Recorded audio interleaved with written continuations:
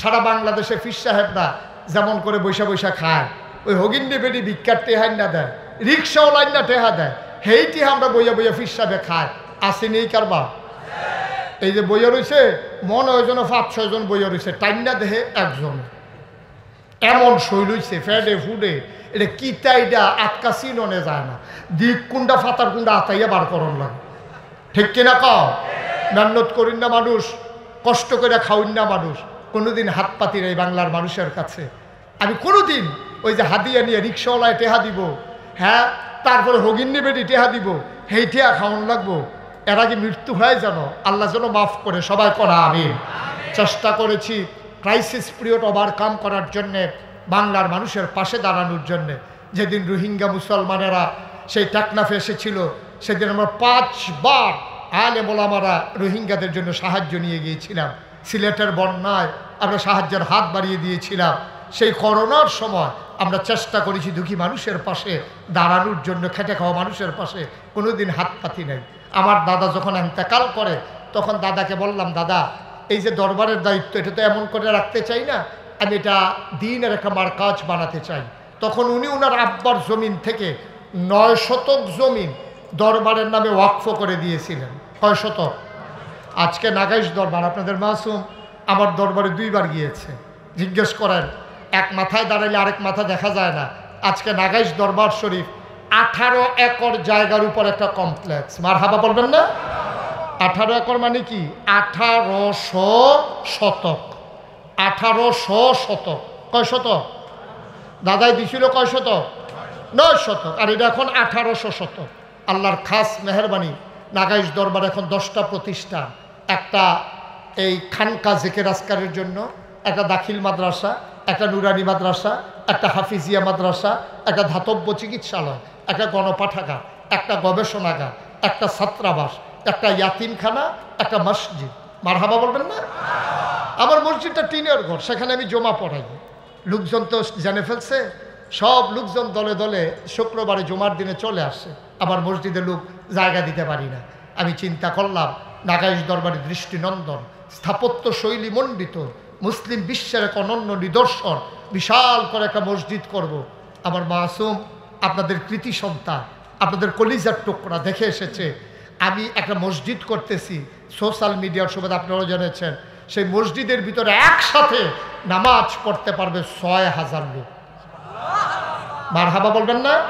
শুধু কুমিল্লায় না, শুধু বাংলাদেশে না, এই প্যাটার্নে কেউ মসজিদের চিন্তা করে নাই।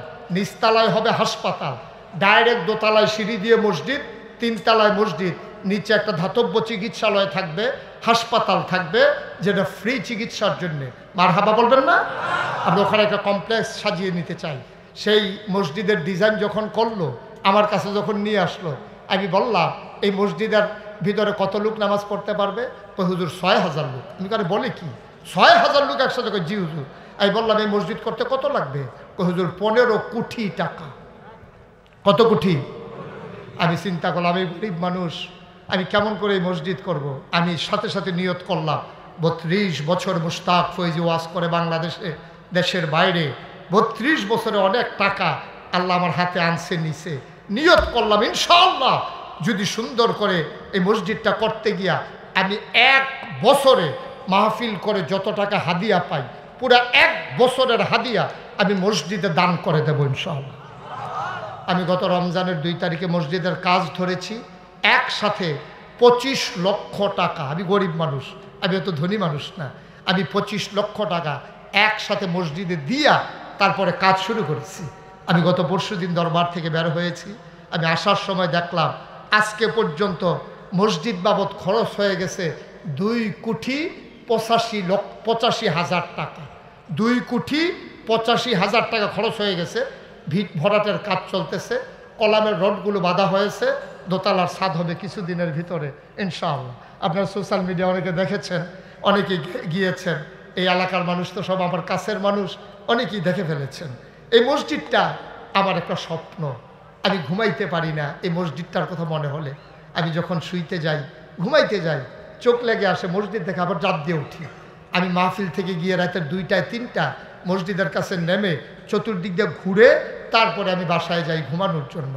আমি এই মসজিদটা আমার জীবনের সাথে জড়িয়ে গেছে, কারণ আল্লাহ রাসূল বলেছেন, মান বানা লিল্লাহি মসজিদান বানাল্লাহু লাহু বাইতান ফিল জান্নাহ, যে দুনিয়ায় মসজিদ বানাবে আল্লাহ তাদের জন্য জান্নাতে নাকি ঘর বানাবে। সুবহানাল্লাহ বলবেন না? আমরা চাই এই বিশাল মসজিদে, দৃষ্টিনন্দন মসজিদে একদিন পৃথিবীর বিভিন্ন প্রান্ত থেকে মানুষ আসবে এই মসজিদ দেখার জন্যে। আপনারা যারা এখানে আছেন, আপনারাও যেন এই মসজিদ বিনির্মাণে একজন গর্বিত সদস্য হতে পারেন। আপনি যেন বলতে পারেন যে এই বিশাল মসজিদে আমি 2টা টাকা দিয়ে হইল হাজির, আমি শরীক হয়েছিলাম, এটা যেন বলতে পারেন। আমরা সবাই মিলে দোয়া করবো ইনশাআল্লাহ। সবাই পড়ে আমিন। আমরা ইচ্ছে করলেই পারি।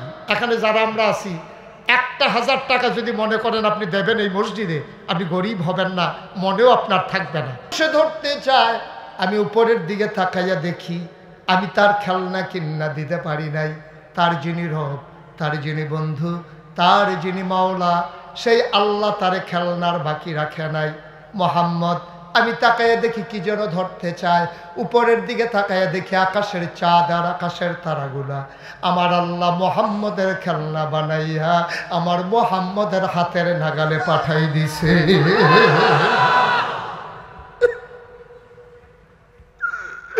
অদিদাসের মুসলমান, মুশতাক ফয়েজে যদি কোনোদিন আর না আসে, কোনোদিন যদি তোমাদেরকে না ডাকে, মনে রাখবা আমি এসেছিলাম, মনে রাখবা আমি কথা কয়টা বলে গেলাম। সব মাহফিল এক মাহফিল মনে কইর না, সব দোয়া এক দোয়া মনে কইর না রে ভাই।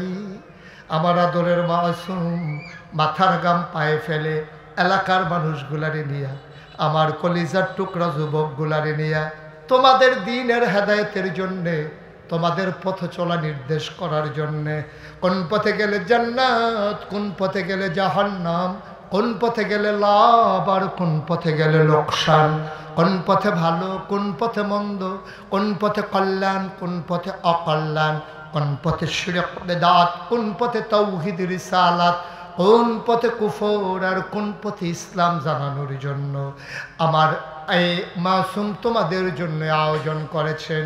বাংলাদেশের বিখ্যাত ওলামায়ে কেরামদেরকে হাজির করেছেন। আমি তোমাদের কাছে জানতে চাই, এই দোয়ার বাজার এবছরই শেষ হবে না সামনেও চলবে? এই মাহফিল আমরা থাকি আর না থাকি, কিয়ামত পর্যন্ত উপযুক্ত এই খাদেম দিয়া এই মাহফিল চলো, আমরা চাই নাকি চাই না? কথা কথা চাই নাকি চাই না? সব মাহফিল এক মাহফিল মনে কইর না, সব দোয়া এক দোয়া মনে কইর না। আবার হালিমা ডাক দিয়া কই, বুঝলাম বুঝলাম, দাও দাও দাও, তোমার বাচ্চা আমার কাছে আমানত। মা মেনাকে কেঁদে বাচ্চাটাকে হালিমার খুলে উঠাই দিলেন। হালিমা কয়, জগতের মানুষ তোমরা সাক্ষী থাকো, খোদার কসম আমি যখন রওনা করেছি তায়েফ থেকে মক্কায় আসতে আসতে আমার নিজের ছেলে আব্দুল্লাহ বারবার বুকের ভিতরে চুষণ মেরেছে দুধের জন্য। এক ফোঁটা দুধ সে পায় নাই। আমার শরীরটা ছিল শুকনা, বুকের ভিতরে দুধ ছিল না। যেই মাত্র মোহাম্মদরে আমি বিসমিল্লাহ বলে কোলে নিলাম, আমি টের পাইলাম আমার শুকনা 2টা বুক সাথে সাথে দুধে ভরপুর হয়ে গেছে। আমি দৌড় দিয়ে ঘরের বাইরে গেলাম। আমি বললাম, স্বামী আর একটা সেকেন্ড দেরি করা যাবে না। আমরা উটের উপরে উঠলাম। এখন উটের উপরে কয়জন? কথা কয় না, কয়জন? আগে ছিল হালিমা, হালিমার স্বামী আর আব্দুল্লাহ। এখন হালিমা, হালিমার স্বামী আব্দুল্লাহ, সাথে যুগ হয়ে গেছে মোহাম্মদ। সবাই পড়েন সাল্লাল্লাহু আলাইহি ওয়াসাল্লাম। এখন কয়জন? কথা না, কয়জন? হালিমা কয়, খুব খেয়াল করে শুনেন, হালিমা কয় এখন আর উট হাঁটে না। আমি তো চিন্তায় পড়ে গেলাম। আমি শক্ত করে বসলাম, উট আর হাঁটে না। এখন তাকাইয়া দেখি আমার উট ঘোড়ার চাইতে আরো জোরে দৌড়া। ওদের সাথে দেখা হয়েছিল কই? কই দেখা হয়েছিল? রায়পুর। মাশাআল্লাহ, সচেতন শ্রোতা। আবার হালিমা 4 জন নিয়ে উটের পিঠনে উঠলেন। উট দৌড়ার ঘোড়ার চাইতে জোরে।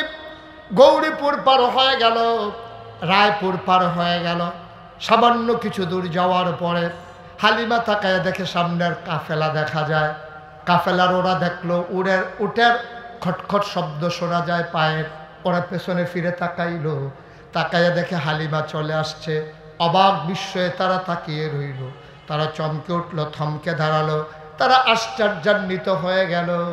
রায়পুরে দেখা হলো, কখন তালুক পাড়া গেল, কখন বাচ্চা নিল, কখন আবার ফিরে আসলো। আজব কারবার দেখি। হালিমার যারা বান্ধবী, হালিমার যারা সই, তারা ডাক দেয়া কয়, ও সই, ও বান্ধবী, তালুক পাড়ায় গিয়ে উট বদলাইছো নাকি? কয়, কে আমার উট দেবে? আমি কেমনে উট বদলাবো? কয়, সত্যি করে বলো, উট বদলাইছো নাকি তালুক পাড়ায়? কয়, না না, কেমনে উট বদলাবো? উট তো আমার আগেরটাই। কয়, মিথ্যা বলবি না, নিশ্চয়ই তুই উট বদলাইছস। উট এখন এমনে দৌড়ায় কেমনে? আবার হালিমা ডাক দেয়া কয়, উট কেন দৌড়ায় আমি হালিমা তো জানি না। কয়, কে জানে? কয়, আমার স্বামী জানে না। কয়, কে জানে? কয়, আমার সন্তান আব্দুল্লাহ জানে না। কয়, জানে কে? হালিমা চোখের পানি ছেড়ে দিয়ে কয়, আমার মনে হয় উট কেন দৌড়ায় জানে মক্কার শিশু মুহাম্মদ।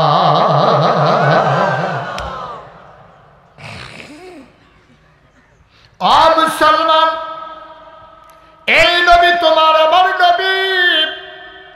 সন্তান যদি ভালো হয় তাইলে মা বাবার সম্মান বাড়ে। উম্মত যদি ভালো হয় তাইলে নবীর মর্যাদা কিয়ামতের ময়দানে বেড়ে যাবে। সব নবীদের সামনে আমার নবী গর্ব করে বলবেন, এই দেখো আমার নবী, আমিও নবীর উম্মত। কেমন করে তাদের হাত মুখ চমকায়। কয়, কেন চমকায়? তারা যে নামাজ পড়ার আগে ওযু করেছে। তাকায় দেখো রে আমার উম্মত, সবার আগে লাইন ধরে ধরে কেমনে জান্নাতে চলে যায়। আমরা যদি ভালো হয়ে চলি নবীর ইজ্জত বাড়বে। আমরা যদি বেনামাজি হয়ে যাই, আমরা যদি বেরোজগার হয়ে যাই, আমরা যদি মানুষের উপরে জুলুম করি, আমরা যদি অন্যায় করি, অবিচার করি, ব্যবসায়ী যারা যদি ওজনে কম দেয়, কন্ট্রাক্টর যারা তারা যদি রডের ভিতরে ব্রিজের ভিতরে বাঁশ দেয় নাকি দেয় না? আমরা যদি মানুষের উপরে জুলুম করি, রোজা ভেঙে ফেলি, নামাজ না পড়ি, আমরা যদি মন মতো চলি, শয়তানুর দেখানো পথে চলি, আল্লাহর ভয় যদি অন্তর থেকে দূর হয়ে যায়, কোরআনুল কারীমের সূরা আহজাবে 21 পারায় সর্বশেষ সূরা, আল্লাহ ডাক দেয়া কইয়া, আইয়ুহান নাবিয়্যু আত্তাকিল্লাহ, ডরাইবা শুধু আল্লাহরে, ওয়ালা তুতিল কাফিরিন ওয়াল মুনাফিকিন, কাফের মুনাফিক যারা তাদের অনুকরণ করা যাবে না। আমরা যখন কাফেরদের অনুসরণ করব না, মুনাফিকদের যখন অনুসরণ করব না, আমরা যখন ইসলামের স্বকীয়তা নিয়ে বেঁচে থাকব, তাহাজিব তামুদ্দিন নিয়ে বেঁচে থাকব, কিয়ামতের ময়দানে সব নবীর সামনে আমার নবী আমাদেরকে নিয়ে গর্ব করবে, ঠিক কিনা? এই আমেরিকায় মানুষ কিভাবে চলে এগুলো আমার দরকার নেই। ভারতে মানুষগুলা কেমন করে চলে এগুলো আমার দরকার নাই। আমার কলিজার টুকরা যুবকেরা, আমার নবীর মাথায়ও চুল ছিল, তিনিও চুল কেটেছেন। সুতরাং আমার যুবক যদি ফ্যাশন করতেই হয় তাহলে আমার নবীর চুলের মতো চুল কাটবে। সাহাবারা যেমন করে চুল রেখেছে এমন করে রাখবে। কোন সেই আপনার কি বলে মেসি, কোন রোনালদো, কোনটা ওই যে বিরাট কাহিনী, হ্যাঁ কি বিরাট কি, ও কুহা, আমি মনে করছি কাহিনী। এইসব অনুকরণ করার সময় আমাদের নাই, ঠিক কিনা বলো? আমার মায়েরা, আমার মেয়েরা যারা পর্দার আড়াল থেকে আমার কথা শুনছো, মা খাদিজা রাদিয়াল্লাহু তাআলা আনহা, আম্মা জান আয়েশা রাদিয়াল্লাহু তাআলা আনহা যেমন করে তাদের জিন্দেগি করেছে, আমরাও ঠিক তেমন করে আমার মায়েরা, আমার মেয়েরা এমন করে জিন্দেগি করবে, ঠিক কিনা বলো? আমার যুবক সোনার যুবক হবে। আমার যুবক রাস্তাঘাটের যুবক না।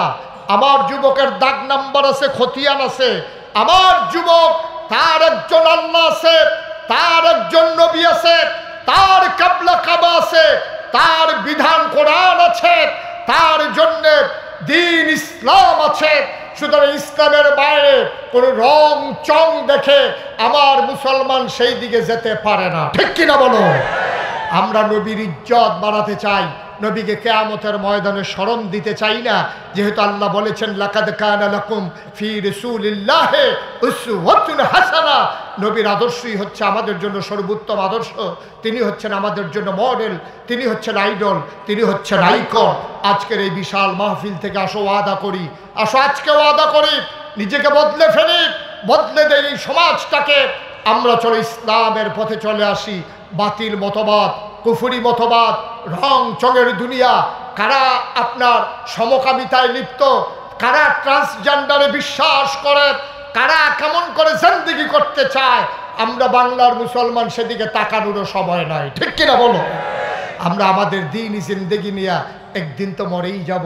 মসজিদের মিনার থেকে ঘোষণা আসবে মানুষটা নাই, দলে দলে লোক দেখতে আসবে, আহারে ওই আশিকুর রহমান মাসুম এত সুন্দর করে মাহফিল সাজাইলো, মানুষটা নাকি চলে গেছে দুনিয়া থেকে।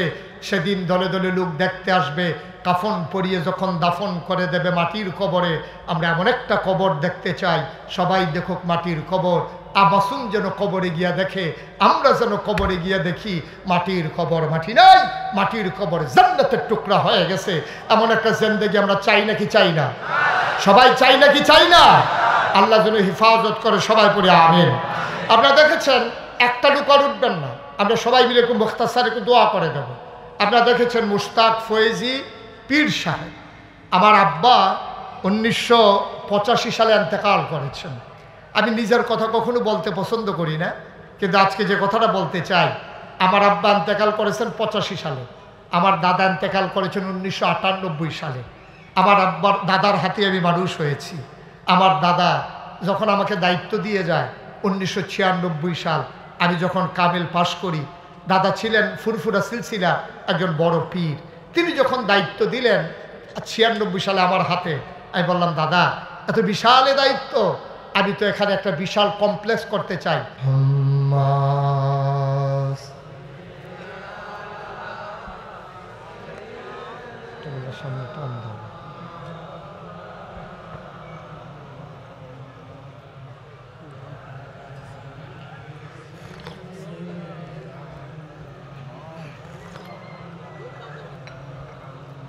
জোরে সুরে মহাব্বতের সাথে গলা ছেড়ে দিয়ে ভরণ আল্লাহুম্মা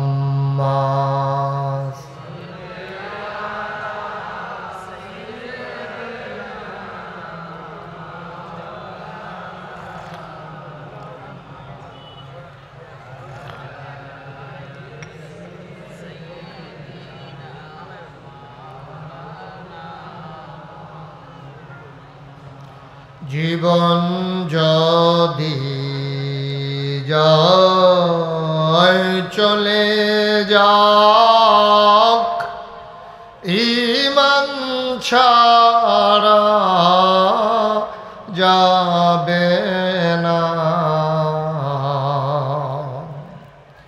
জীবন যদি যায় চলে যাক, ইসলাম ছাড়া যাবে না।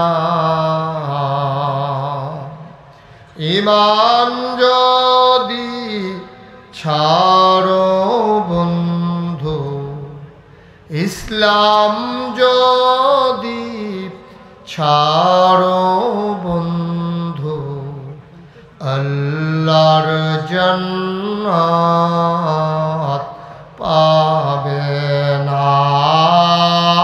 আল্লাহুম্মা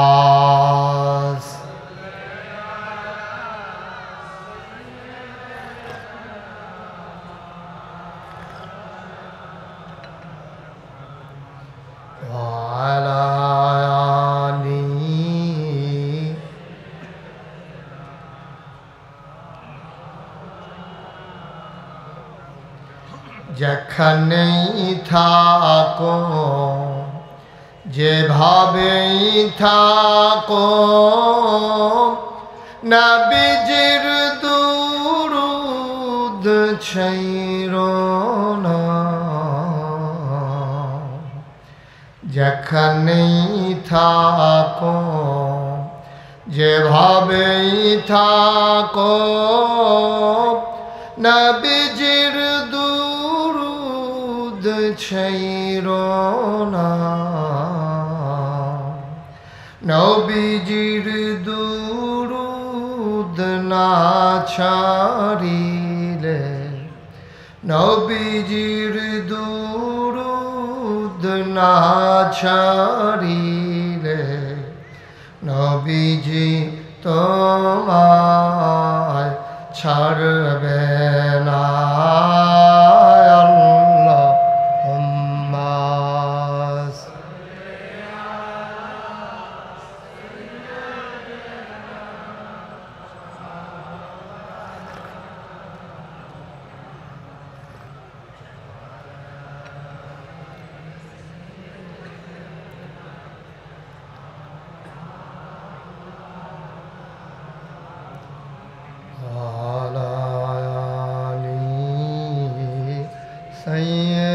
سيدنا مولانا بلغ العلا بكماله كشف الدجى بجماله حسنت جميع خصاله صلوا عليه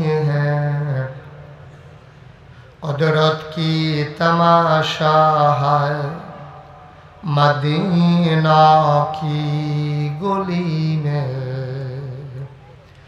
جنت کی نمونہ ہے مدینہ کی گلی میں، بلغ العلا بکمالہ كشف الدجى بجماله حسنت جميع خصاله صلوا عليه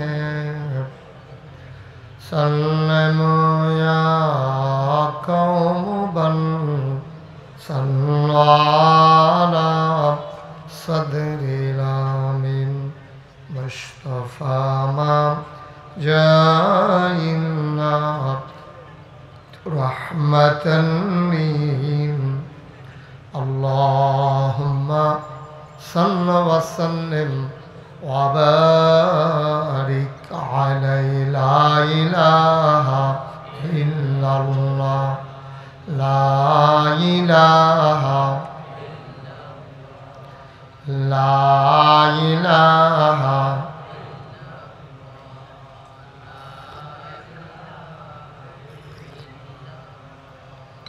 لا إله لا إله إلا الله لا إله لا إله إلا الله محمد رسول الله صلى الله عليه وسلم اللهم صل وسلم وبارك عليه সবাই পড়ি আলহামদুলিল্লাহ জোরে আরো জোরে আল্লাহ তাবারক ওয়া তাআলার দরবারে আমরা লাখ কোটি শুকরিয়া জ্ঞাপন করছি, যিনি আমাদেরকে দিনের বেলায় সূর্য যখন পশ্চিম আকাশে হেলে পড়েছে, আল্লাহর খাস মেহেরবানি রৌদ্রোজ্জ্বল একটা দিন যখন আমরা অতিবাহিত করছি, যিনি আমাদেরকে কর্মব্যস্তের সময়ে সকল ঝামেলাকে পেছনে ফেলে আরামকে হারাম করে দিয়ে যিনি আজকের এই আয়োজনে আমাদেরকে আসার বসার কিছু কথা শোনার সুযোগ করে দিলেন। হৃদয়ের সবটুকুন আবেগ, উচ্ছ্বাস, ভালোবাসা, আকুতি কাকুতি মিনতি জমা করে মাবুদের শিখানো কালেমা দিয়ে চিৎকার করে সবাই পড়ি আলহামদুলিল্লাহ। জনাব সাহেবে সদর, আজকের এই মাহফিলের জনাব সভাপতি আল্লামা নুরুল হক সাহেব, আজকের প্রধান অতিথি কুমিল্লা 1 দাউদকান্দি তিতাস মাননীয় সংসদ সদস্য ইঞ্জিনিয়ার মোহাম্মদ আব্দুস সবুর এমপি। আজকের মাহফিলে আমার পূর্বে আলোচনা করেছেন কারা নির্যাতিত আলেমে দ্বীন, প্রিয় ভাই, মঞ্চে ময়দানে যার সাথে কথা হয় অবিরত, মুফতি আমির হামজা সাহেব। কথা বলেছেন আমার আদরের ধন কলিজার টুকরা মৌলানা হিফজুর রহমান নাঈম। কথা বলবেন মুহাদ্দিস আবু নসর আশরাফি, হাফিজ মৌলানা মুস্তাফিজ রহমানি, হুসাইন আহমদ মাহফুজ, এবং কোরআন তেলাওয়াত করবেন কারি মোহাম্মদ জাকারিয়া এবং কারি আবু রায়হান।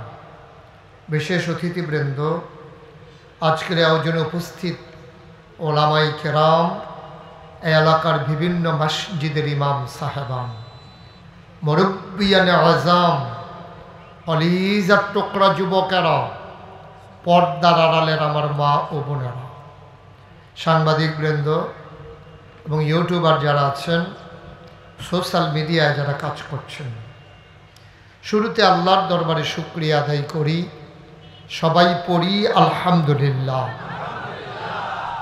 জোরে, আরো জোরে, আর জোর নাই না, জোর শেষ। দিনের আলোতেই যদি জোর শেষ হয়ে যায় তো রাতের বেলা আমরা আলোচনা শুনবো কেমনে? এতগুলো মানুষ আওয়াজ দিলে তো আরো আওয়াজ হওয়ার কথা। বলেন আলহামদুলিল্লাহ। মঞ্চে যারা আছে তারা কথা না কইলেও শুনবো, তারা যে বইছে এটাই তো বেশি।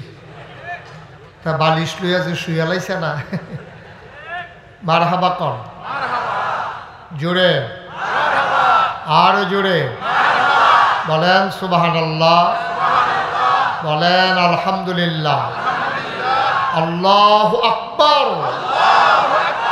শুকরিয়া আদায় করলাম কার? করব কার? করে যাব কার? লস না লাভ? কম না বেশি? প্রমাণ আছে নাকি নাই? আমার আল্লাহ রাব্বুল আলামিন কোরআনুল কারীমে কত সুন্দর করে ওয়াজ করে দিলেন। আল্লাহ বলেন, লা ইন শাকারতুম লা আযীদান্নাকুম। ও দুনিয়ার মানুষ, নিয়ামত পেয়ে যদি শুকরিয়া আদায় করবে, যেই নিয়ামত পেয়ে শুকরিয়া আদায় করবে, শুকরিয়া আদায়ের কারণে ওই নিয়ামত আমার আল্লাহ আরো বহুত গুণে বাড়িয়ে দেবেন। বলেন সুবহানাল্লাহ। আমার আল্লাহ যা বলেন তা করেন নাকি করেন না?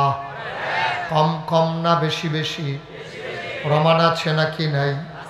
কোরআনুল কারীমে 30 পারায় সূরা বুরুজের শেষ অংশে আল্লাহ কত সুন্দর করে ওয়াজ করে দিলেন। আল্লাহ বলেন, ফাআলুল লিমা ইউরিদ।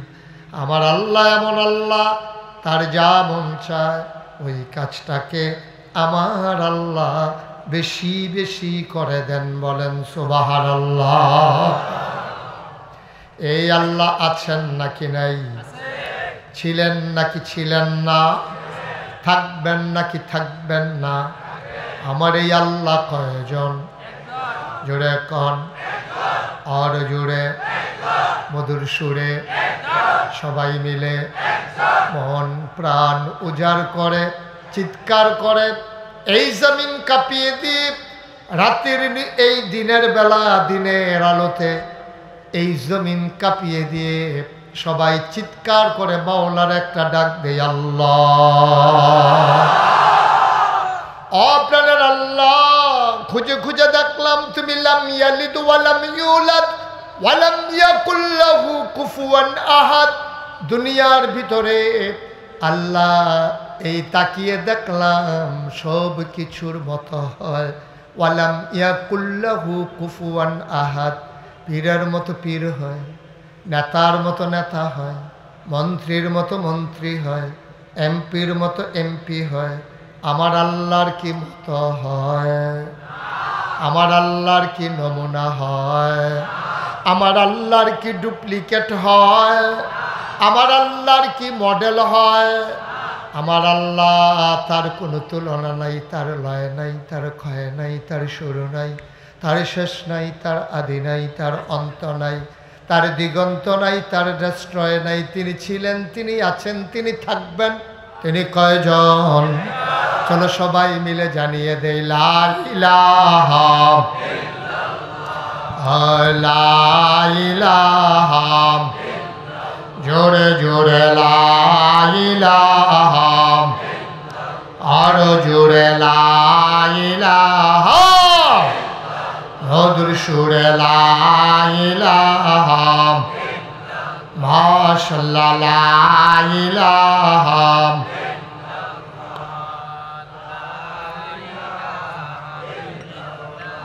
লা ইলাহা, আসমান জমিন গায়রুল্লাহ, পাহাড় পর্বত গায়রুল, আসমান জমিন গায়রুল্লাহ, পাহাড় পর্বত গায়রুল, শুদ্ধ তুমি মাবুদ আল্লাহ, লা ইলাহা লা ইলাহা, জোরে জোরে লা ইলাহা, আরো জোরে লা ইলাহা, লা মাবুদা ইল্লাল্লাহ, লা মাশুকা আহলা মওজুদা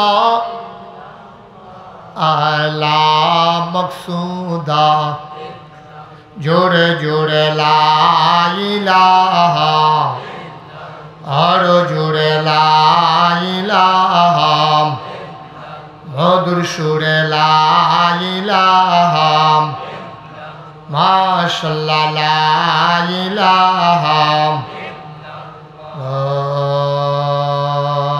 ইলাহা ইল্লাল্লাহ মুহাম্মাদুর রাসূলুল্লাহ সাল্লাল্লাহু আলাইহি ওয়াসাল্লাম। সবাই পড়েন আলহামদুলিল্লাহ, জুড়ে পড়েন আলহামদুলিল্লাহ। বন্ধুরা আমার, ভাইরা আমার, এই দুনিয়াতে আগে আমরা মানুষ ছিলাম না। মুসলমান মন দিয়ে শোনো রে ভাই, এই দুনিয়ায় ছিল জিন আর ফেরেশতা। জিনেরা মারামারি কাটাকাটি ঝগড়া বিবাদ করলো, আল্লাহ রাগ করলেন, ফেরেশতা পাঠাইয়া জিনদেরকে পিটাইয়া আল্লাহর জমিন আল্লাহ খালি করে ফেললেন। আল্লাহর জমিন আল্লাহ খালি রাখবেন না, তিনি ইমার্জেন্সি অ্যাসেম্বলি কল করলেন, সংসদের জরুরি অধিবেশন। স্পিকার হলেন স্বয়ং আল্লাহ, মেম্বার অফ পার্লামেন্ট হলো সমস্ত ফেরেশতারা। বলো সুবহানাল্লাহ। আল্লাহ তাবারক ওয়া তাআলা সবাইকে ডাকলেন, সবাই হাজির হয়ে গেলেন। ফেরেশতারা জানতে চাইলেন, মাওলা রাব্বে কারীম, আজকে মিটিংয়ের এজেন্ডা কি? আলোচনার আলোচ্য বিষয় কি? কার্যতালিকায় আজকে কি আছে? আলোচনা হয়েছে লক্ষ কোটি বছর আগে। আমরা তিতাসের মানুষ, হোমনার মানুষ, দাউদকান্দির মানুষ, আমরা এলাকার মানুষ, সবাই যেন জানতে পারি আলোচনার আলোচ্য বিষয় আমার আল্লাহ ১৫০০ বছর আগে কোরআনুল কারিমে কোট করে দিয়েছেন। বলো সুবহানাল্লাহ। সেদিন আলোচনাটা কি হয়েছিল আমরা অনেকেই জানি, অনেকেই পারি। চলেন সবাই মিলে পড়ি। আউযু বিল্লাহি মিনাশ শাইতানির রাজিম। বিসমিল্লাহির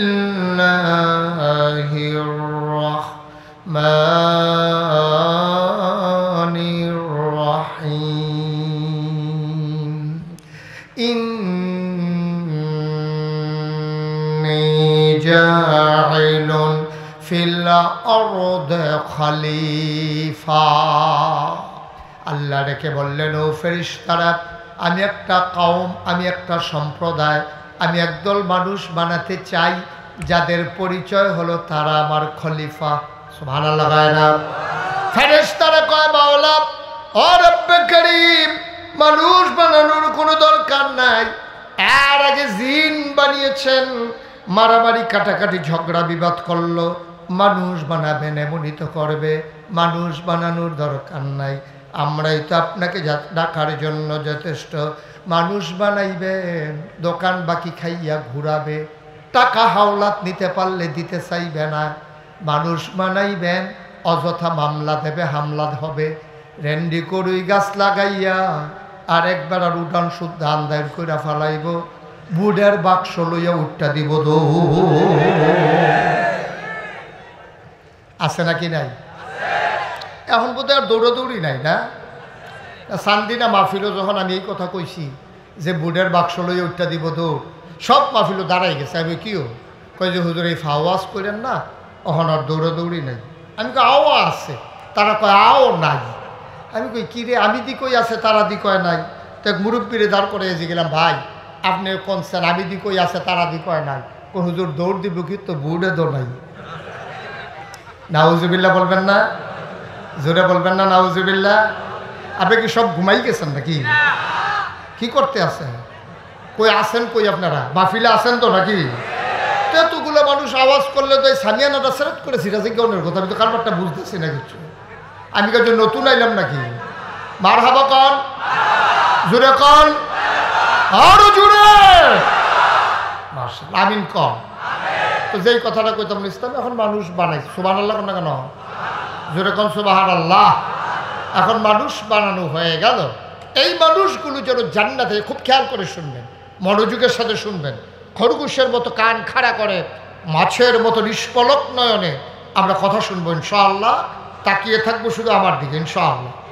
মনে থাকবে ইনশাআল্লাহ। আমিন কন, জুড়ে কন, আরো জুড়ে।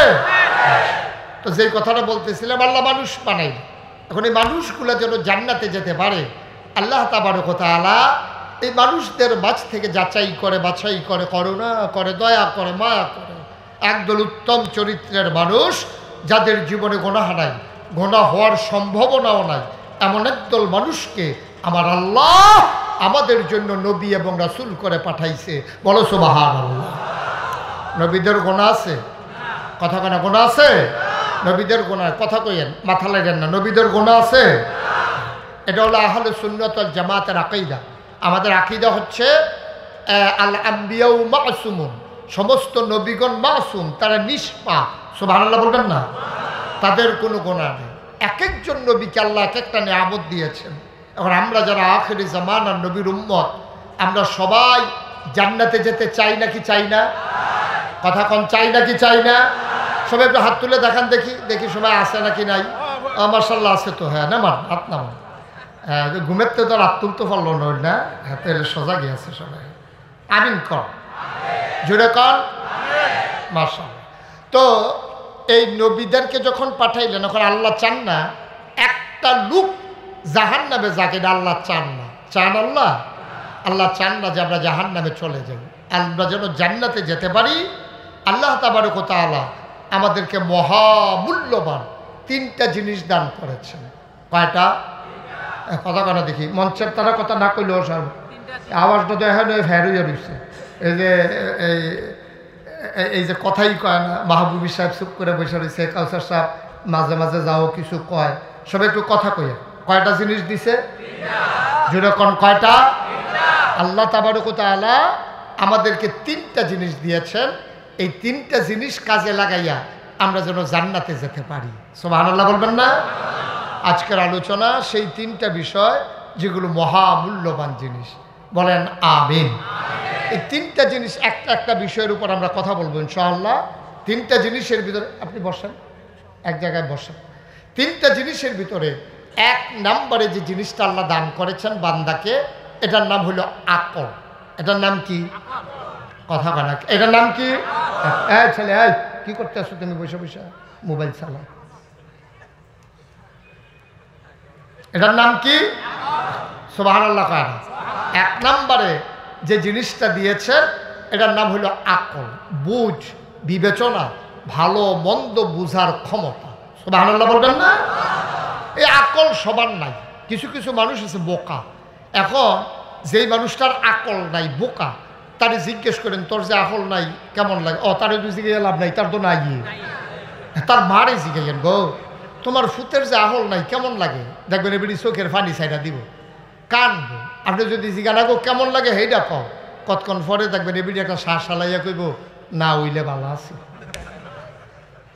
এক ফুট না থাকতো এটা এক বালা ছিল, এই ব্যাগ করলে হেতারা গাছের আমফাই ডালায়, আশের চাও দৌড়েতে দৌড়েতে ভাই ডালায়, তারপরে হেতারা এই জায়া মন্ডা দৌড়েতে তাই করে, কয়বার যে তার লেগে ভাব সাউন্ড লাগছে, এক সুইটটা সেটটা না হইলে এক বালা। এই ব্যাগ করলে আল্লাহ আমার কীর্ত দিছে, এটাই বিডির বড় দুঃখ, ঠিক কিনা কম? এলে আকলের দাম কম না বেশি? পৃথিবীতে সব জিনিস পাওয়া যায়। এখন এই বিজ্ঞানের উৎকর্ষতায়, প্রযুক্তির যুগে, এই এখন আপনার একটা কালো মানুষকে ইচ্ছে করলে নানান কেমিক্যাল ব্যবহার করে তারে ফর্সা বানাই ফেলা যায়।